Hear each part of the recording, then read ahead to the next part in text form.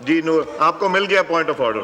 جی نور عالم صاحب. جناب اسپیکر، جو غیر قانونی کام ہونا تھا وہ تو آپ نے کر دیا. ایک پارٹی کی وہ ہماری ممبر نہیں ہے اور آپ نے اس کو حلف دے دیا. مجھے یہ حیرانی ہو رہی ہے، الیکشن کمیشن کو بھی مولانا فضل الرحمان صاحب نے جو جمعیت علماء اسلام کے ہیڈ ہیں، انہوں نے باقاعدہ خط میں لکھا کہ آپ یہ ممبر ہماری نہیں ہے اور آپ نے اس کو ہیلپ لینے دیا. یہ بہت افسوس کی بات ہے.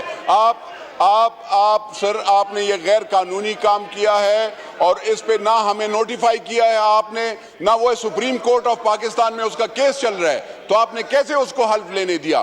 یہاں پہ ایک آفس میں بیٹھ کر یہ بی بی جو ہے بیٹھ جاتی ہے، لیجسلیشن کا کام ہے کہ ہمیں بتوا دیتی کہ یہ اگر ایسے کوئی لیٹر آیا ہے تو پارٹی نے، ہم نے تو باقاعدہ ڈی نوٹیفیکیشن کا لیٹر بھی ان کو دیا تھا سر، تو پھر کیسے اس بی بی کو آپ نے حلف لینے دیا؟ یہ حیران کنی کی بات ہے سر.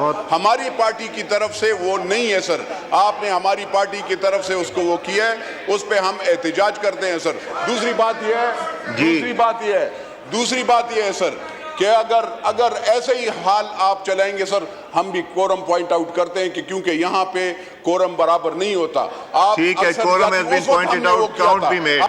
House is in order. Patel صاحب آپ بات کرنا چاہ رہے تھے، اس کے بعد ایک بڑا امپورٹنٹ کال اٹینشن ہے جو میں لینا چاہ رہا ہوں سر. لا اینڈ آرڈر کے حوالے سے. دراصل یہ کہنا چاہ رہا تھا کہ آپ ماشاءاللہ بہت اچھا ہاؤس چلاتے ہیں، لیکن ہمیں فیصلہ کر لینا چاہیے کہ حکومتی بینچیں اور اپوزیشن کی بینچوں سے یہ ایک مسئلہ کھینچا تانی نظر آ رہی ہے. ایک صاحب کہتے ہیں میں اپوزیشن لیڈر ہوں، اوکے جی ایک پوائنٹ آف آرڈر آپ کا. دوسرے صاحب کہتے ہیں میں پارٹی کا چیئرمین ہوں، چلیں جی ایک پوائنٹ آرڈر آپ کا.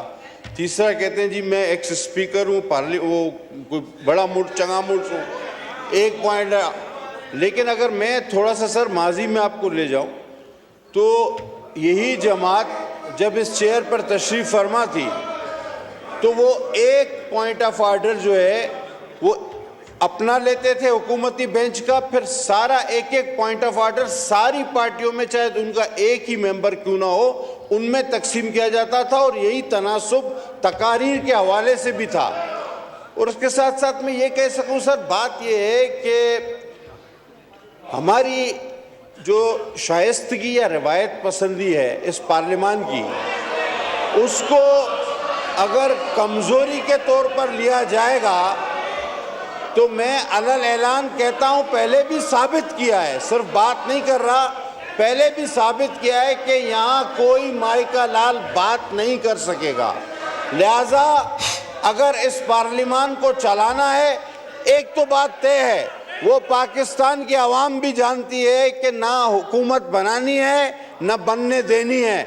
نعوذ باللہ ان کا مقصد اگر اس ملک کو نقصان پہنچانا ہے تو باقی جماعتیں یہ بالکل نہیں ہونے دیں گی.